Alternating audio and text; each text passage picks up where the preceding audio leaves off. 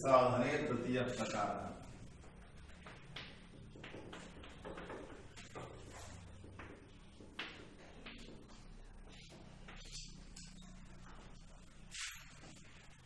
प्रथमस्तु जलवत् समीकृतायां भूमौ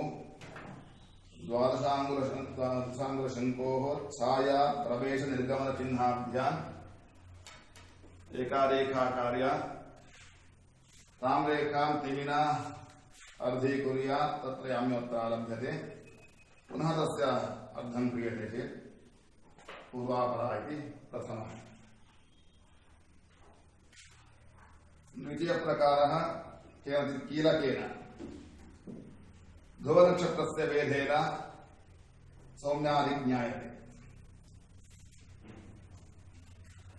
यत्र कीलकस्य अग्रभागः तत्र ध्रुवाभिमुखकीलकः उत्तरादिक् विरुद्धदिशि दक्षिणादिक् तस्य अर्थं क्रियते यदि तर्हि प्राच्यपरा लभ्यते।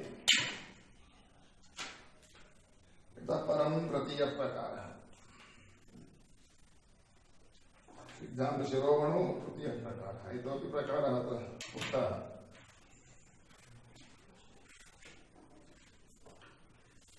अथवा एकस्मादपि भागतः भुजमितां कोटिमितां शंकुतः न्यस्ये दृष्टिमृजुं तथा भुवि यथा इष्ट्यग्रयोः संयुतिः कोटि प्राच्यपरा भवेदिति कृते बाहुश्च याम्योत्तरा।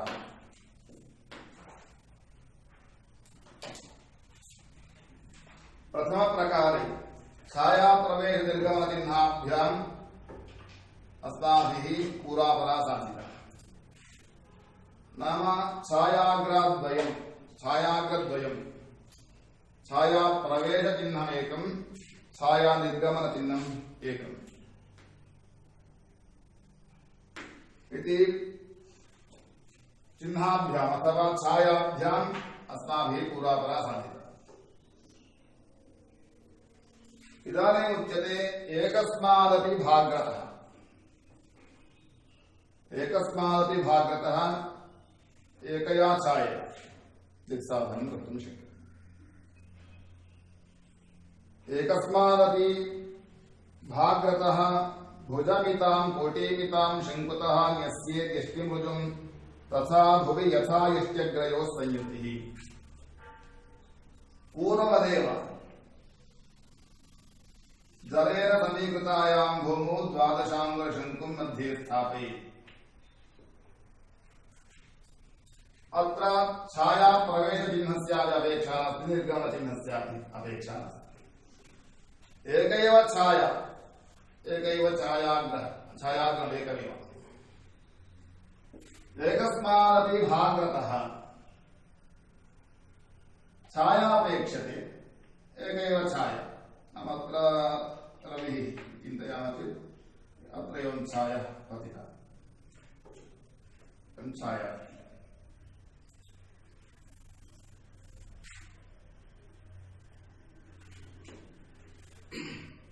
एकस्मादपि भागतः भुजमितां कोटिमितां शंकुतः अत्र शंकुः भवति।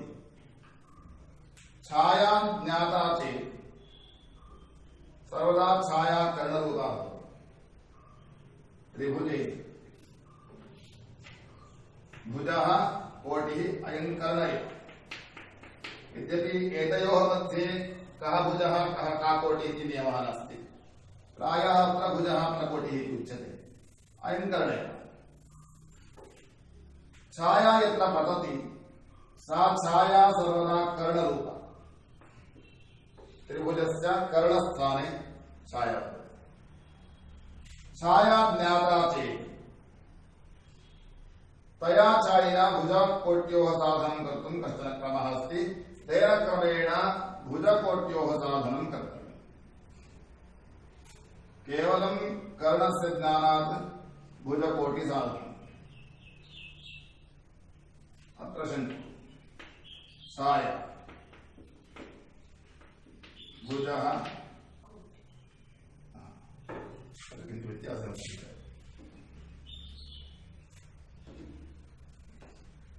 अत्र कोटि अत्र भुजः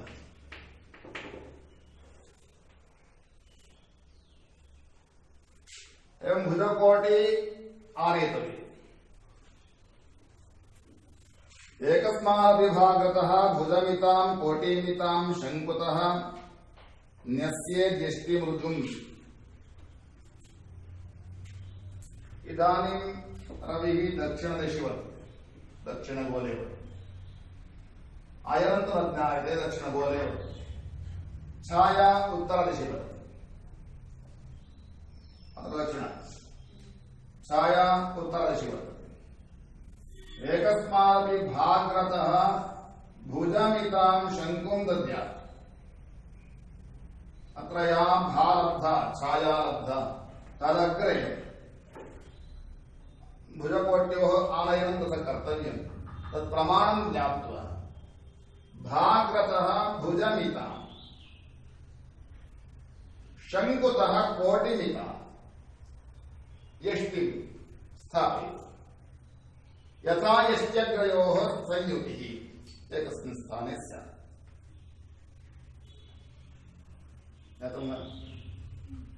छाया पतिता अभीष्टतमे यदा छाया लभ्यते तदा छाया प्रवेशनिर्गमन चिह्नादिविषयः नास्ति। एका छाया अपेक्षा, छाया सर्वदा कर्णरूपा।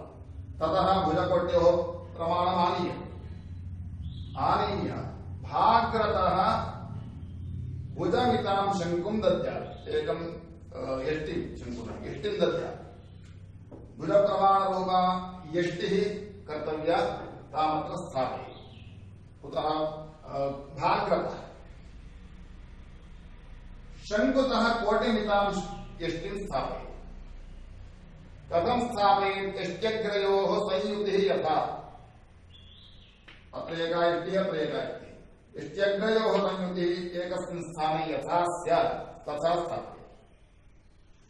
नाम यथा दिग्गतां कोटिशलाकां व्यस्तदिग्गतां भुजशलाकां स्थापयेत्। अत्र भुजप्रमाणरूप या शलाका भुजदिशि न दीयते, भुजस्तु उत्तरदिशि तद्विरुद्धदिशि दीयते। तदा एव न कोटिः यथा दिक्, तदा एव तयोः यष्ट्यग्रयोः संयुतिः एकस्मिन् स्थाने स्यात्। छाया यष्ट्यग्रयोः संयुतिः यथा स्यात् तथा स्थापयेत्। कोटिः प्राच्यपरा, भुजः यामि। अत्र या कोटिः वर्तते सा प्राच्यपरा भवति, भुजः याम्योत्तरा भवति। एवम् एकस्मादपि भागतः भायाः दिक्साधनं भवति। ज्ञातं वा?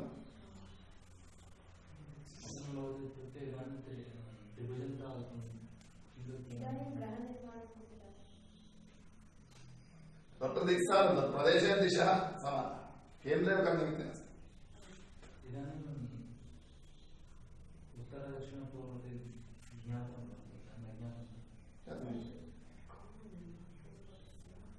अत्र कोटिशलाकां स्थापयामः। शङ्कु मूलतः यथा दिशि कोटिः यद्दिक्का तद्दिक्का एव तथा स्थापयति। भुजः उत्तरदिशि वर्तते, किन्तु भुजस्य विरुद्धदिशि भुजशलाकां स्थापयति। भागतः विरुद्धदिशि भुजदिशि न स्थाप्यते, भागतः विरुद्धदिशि भुजशलाकां स्थापयति। तत्र भुजः उत्तरः, शलाकां भागतः दक्षिणदिशि स्थापयति। छायाग्रं तत्र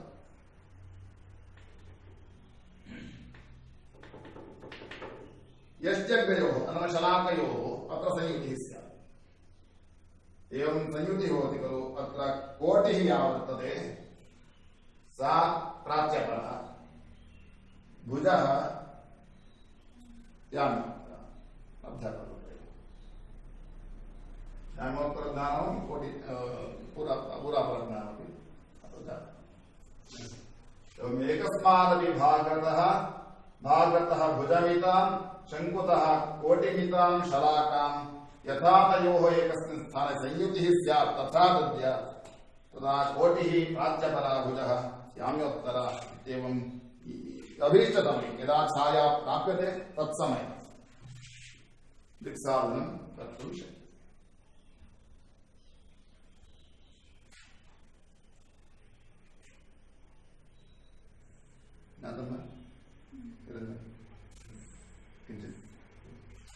किञ्चित् ज्ञातं किञ्चित् कुत्र ज्ञातं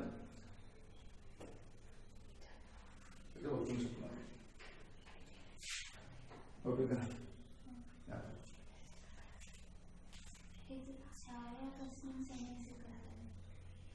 यदा कदा छाया प्राप्यते प्राच्यपरा पुरायामत्र सैव किन्तु स्थानं भिन्नं स्यात् तत्स्थाने दिशः तथैव।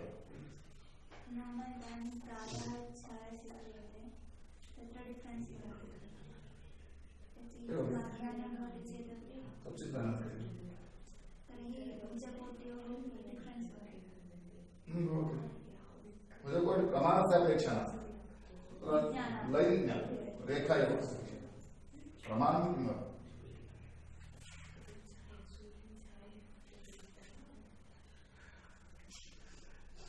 ಮಧ್ಯಾಹ್ನದಲ್ಲಿ ಅಂದ್ರೆ ಹಗಲಿನಲ್ಲಿ ಸಮತಲವಾದ ಭೂಮಿಯಲ್ಲಿ ಒಂದು ದ್ವಾದಶಾಂಗುಲ ಶಂಕು ಅಂತ ಯಂತ್ರವನ್ನು ಇಡಬೇಕು.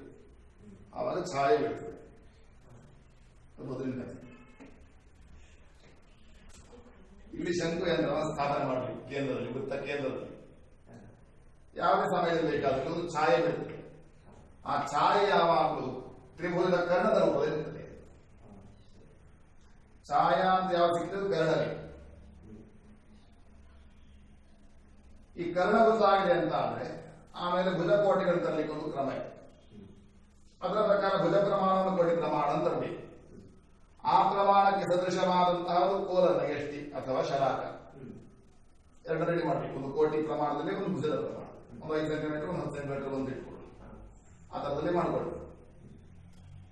ಛಾಯಾಗ್ರದಿಂದ ಭುಜಕ್ಕೆ ಯಾವ ದಿಕ್ಕಿದೆ ಅದರ ವಿರುದ್ಧ ದಿಕ್ಕಿನಲ್ಲಿ, ಈ ಭುಜ ಇದು ಉತ್ತರ ಅಲ್ವ, ಇದು ಮಧ್ಯ ಆದರೆ ಇಲ್ಲಿಂದ ಆಚೆ ಉತ್ತರದಲ್ಲಿದೆ.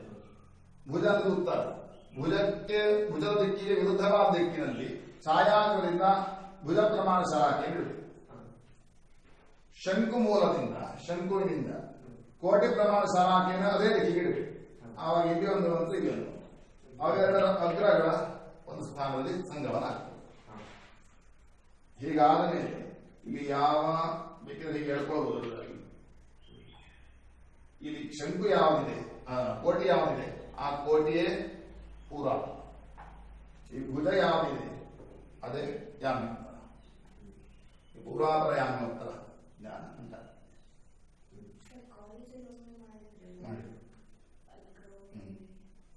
ಅಕ್ಷಾಂಶ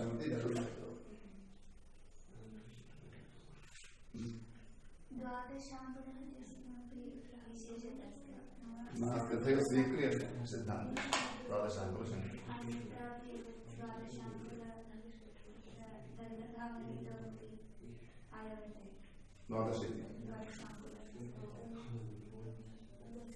प्रमाणस्य औचित्यं न ज्ञायते किन्तु केचन यथेष्टं शङ्कुं निर्माणं तत्र दैर्घ्यमपि स्यात् केषां न केषां तत्र 12 विभागाः एव अङ्गुलानि स्वीकृत्य वदन्ति.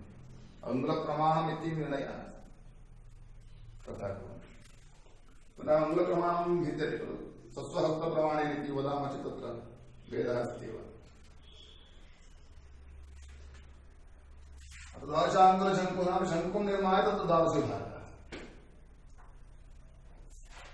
एवं प्रकारत्रयेण दिक्साधनं शिरोवणो उक्तम्. इतोपि विचाराः सन्ति, किञ्चित् व्याख्यानं पश्यन्तु.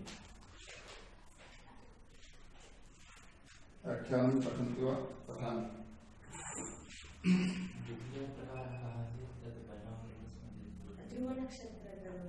एवं ध्रुवनक्षत्रभेदेन प्राप्यते. ಶಿಥಿಲಾಂ एवं एतादृशम् ಅದು ಒಂದು ಮೊಳೆಗೆ ಹಾಕಿ ಲೂಸ್ ಮಾಡಿಟ್ಟಿದ್ದಾರೆ. ಚಿಲ್ಕೆಲ್ಲ ಬರ್ತಲ್ಲ ಆ ಥರ ಯಾವ ಕಡೆಗೂ ತೆಗೆದುಕೊಂಡು ಹೋಗಲಿಕ್ಕೆ ಆಗುವಂಥದ್ದು ಅಂತ ಹೀಗೆ ಹೋಗ್ತದೆ ಹೀಗೆ ಹೋಗ್ತದೆ ಹೀಗೆ ಸ್ವಲ್ಪ ಲೂಸ್ ಆಗಿರಬೇಕು, ಬಿಟ್ಟವಾಗಿ ಹೀಗೆ ನಿಲ್ಲೋದಲ್ಲ. ನಮ್ಗೆ ಬೇಕಾದ ಹಾಗೆ ಅದನ್ನು ಮೇಲ್ಗಡೆಗೆ ಮಾಡಲಿಕ್ಕಾಗಬೇಕು. ಧ್ರುವ ನಕ್ಷತ್ರವನ್ನು ವೇದ ಮಾಡಬೇಕು, ನಡಕೆ ಹಾಗೆ. ಧ್ರುವ ನಕ್ಷತ್ರ ವೇದ ಆದ ಮೇಲೆ ಅದು ಧ್ರುವ ನಕ್ಷತ್ರ ಅಂತ ಗೊತ್ತಾದರೆ ನಮ್ಮ ಕ್ಷಿತಿಸಿದ ಉನ್ನತಿ, ಅಕ್ಷಾಂಶದಲ್ಲಿಯವಾದ ಉನ್ನತಿಯಲ್ಲಿ ಸಿಗಬೇಕು. ಈ ಡಿಫರೆನ್ಸ್ ಏನಿದೆ ಡಿಗ್ರಿಯಲ್ಲಿ ಹೇಳುವಾಗ ಅಕ್ಷಾಂಶ ಇರ್ತಿರ್ಬೇಕು ಭೂಮಿಯಿಂದ. ಅವ ಧ್ರುವ ನಕ್ಷತ್ರ ಅಂತ ಗೊತ್ತಾದ್ರೆ ಧ್ರುವಾಭಿಮುಖ ಕೀಲಕವೇ ಉತ್ತರ, ಸ್ವಸ್ಥಾನದಲ್ಲಿ ಬರುವ ಕೀಲಕವೇ ದಕ್ಷಿಣ. ಇದನ್ನು ಮತ್ತೆ ಅರ್ಥ ಮಾಡಿದರೆ ಎಂತದ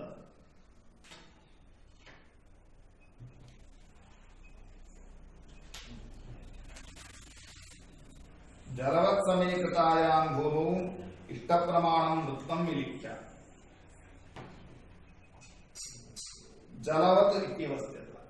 ಜಲವತ್ ಸಮೀಕೃತಾಯಾಂ ಭೂಮೌ ಜಲಮಿವ ಸಮೀಕೃತಾಯಾ ಭೂಮೌ ವ್ಯಾಖ್ಯಾನ तस्यां भूमौ इष्ट प्रमाणं वृत्तं विलिख्य. अभीष्ट प्रमाणेन एवं एकं वृत्तम्. अभीष्ट प्रमाणं नाम केचन एवं वदन्ति मध्याह्नकालिक छाया या भवति सा प्रायः अत्यल्पा भवति, ततः अधिक प्रमाणेन वृत्तं कुर्यात्. मध्याह्नकालिक छाया आरम्भगुर्वी श्लोक अस्ति खलु, आरम्भगुर्वी क्षयिणी क्रमेण लघ्वी तथा बुद्धिमती परा, लघ्वी परा बुद्धिमती तथा शक्यते. दिदस्य पूर्वार्ध परार्ध भिन्ना छायेव मैत्री खलसज्जना. कुत्र अस्ति?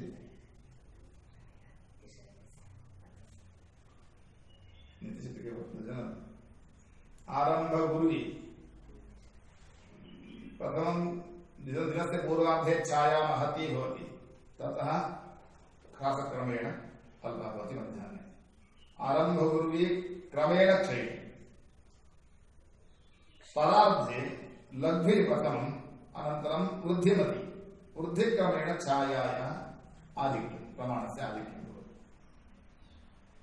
दिनस्य पूर्वार्ध परार्ध भिन्ना छायेव मैत्री खलसज्जनानां. खलानां मैत्री पूर्वार्धवत्, सज्जने सह मैत्री परार्धवत्. खलैः सह चेत् आरम्भगुर्वी क्रमेण क्षय,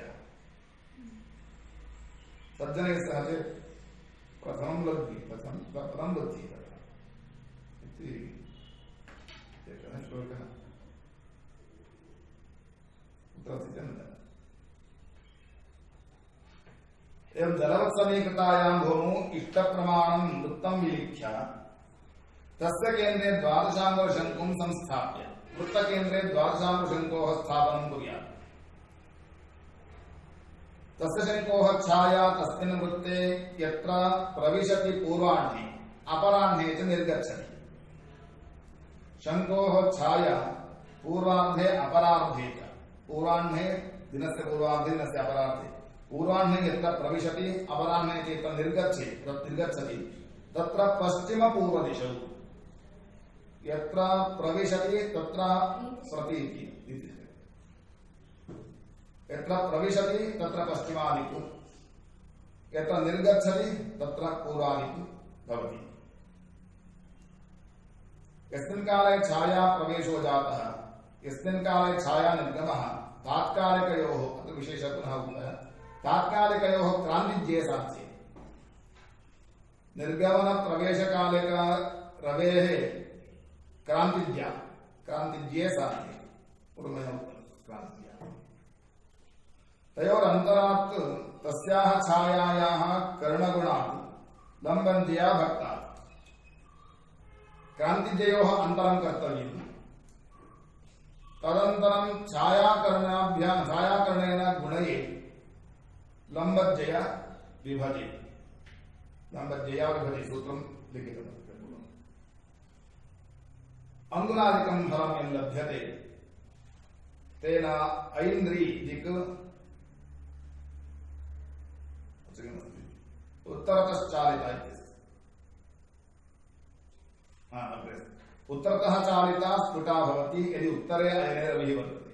उत्तरम् अयनम्, अयनदिशि चालिता ऐन्द्री स्फुटा. अतः उत्तरायणं चेत् तेन अंगुलात्मकमानेन पूर्वादिकु उत्तरतः चालितः स्फुटः स्पष्टः भवति इति उत्तरायणे रविः दक्षिणायने रविः चेत् दक्षिणतः चालितः स्फुटः भवति ज्ञातम् प्रथमः प्रकारः दक्षिणायने तथा दक्षिणतः एवं स्फुटप्राची पश्चिमेति तन्मत् स्यात् दक्षिणोत्तरः सुलभः याम्योत्तरादि लभ्यते प्रायः याम्योत्तरान् संसाध्य परं दुरापरं ध्रुवस्थानं सर्वेषाम् उत्तरतः ध्रुवनक्षत्रं तत्र जगति विद्यमानं सर्वेषाम् उत्तरे अतः तत्स्थानं स्पष्टं चेत् पूरापरापि स्पष्टतया लभ्यते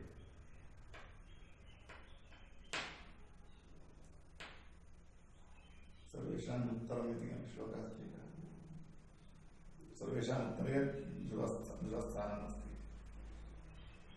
ध्रुवनक्षत्रम् ध्रुवनक्षत्रस्यापि चरणम् इत्यादि इदानीम् आधुनिकाः वदन्ति अत्यल्पगत्या अत्यन्तम् अल्पगत्या इति प्रथमप्रकारः द्वितीयः ध्रुवम् अवलम्बसूत्रेण विद्ध्वा ध्रुवाभिमुखकीलकः सौम्या स्वस्थानकीलकः याम्या तन्मत्स्यतः पुरा अवलम्बसूत्रेण ध्रुवनक्षत्रस्य भेदः कर्तव्यः ध्रुवाभिमुखकीलकः सौम्या भवति स्वस्थानं याम्या तन्मत्स्यतः पदार्थीकरणेन पुरा प्रारभ्यते द्वितीयप्रकारः तच्चैवम् अभीष्टकाले शङ्कोः भागं चिह्नयित्वा यदा कदा वा भवतु छायाप्राप्तिः यदा भवति तदा छायाग्रं चिह्नयित्वा छायाग्रस्य चिह्नं कृत्वा ज्ञात्वा तस्याः छायाः याः वक्ष्यमाणप्रकारेण तस्य एकः क्रमः उक्तः भुजकोटिसाधनार्थं कर्णे ज्ञाते भुजकोटिसाधनम् इत्यादि लीलावत्येन आगतं केवलं कर्णः ज्ञाते भुजकोटिसाधनम् इत्यादि तेन क्रमेण कर्णः ज्ञातः छायाकर्णः भुजकोट्योः आनयनं कृत्वा उक्तवक्ष्यमाणप्रकारेण भुजं कोटिं च आनीय भुजकोटिमिते शलाके गृहीत्वा भुजकोटिप्रमाणे शलाकाद्वयं गृहीत्वा शङ्खमूलाद् यथादिग्गतां कोटिशलाकां छायाग्राभ्यस्तदिग्गतां भुजशलाकां कोटिप्रमाणकशलाकां शङ्खमूलतः यथादिशि यथादिक् खलु दद्यात् भुजशलाकां छायाग्रतः ग्रस्तदिशि विरुद्धदिशि दद्यात् भुजस्य यादिक् तद्विरुद्धदिशि कोट्याः यादिक् तद्विरुद्धदिशि तद्दिशि एव भुजशलाकां च तथा भुविन्यसेत् शलाकयोः संयुतिः स्यात् शलाकाग्रयोः संयुतिः यथा स्यात् तथा भुविन्यसेत् न्यासेनैव अस्माभिः पूर्वापरा याम्योत्तरा च ज्ञातः शलाकाग्रयोः संयुतिः शलाकयोः अग्रम् अग्रस्थानं किमस्ति शलाकाग्रम् अतः अग्राभीष्ट अस्माकं दृष्ट्या किं स्थानम् अग्रम् एवं कृते कोटिः प्राच्यपरा भवति बाहुश्च याम्योत्तरा अत्र कोटिः या वर्तते कोटिः सा पूर्वापरा अत्र भुजः याम्योत्तरा भवति इति तृतीयप्रकारेण साधनं कृतम्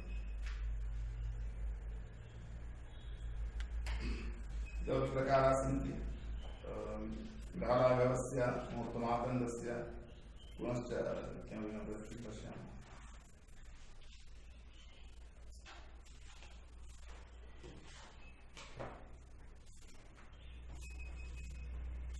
सायङ्काले यदि किञ्चित् जनपदीपकस्य कण्टिन्यूशन् कुर्मः प्रातः इत्येव तत् गणितं न चिन्ता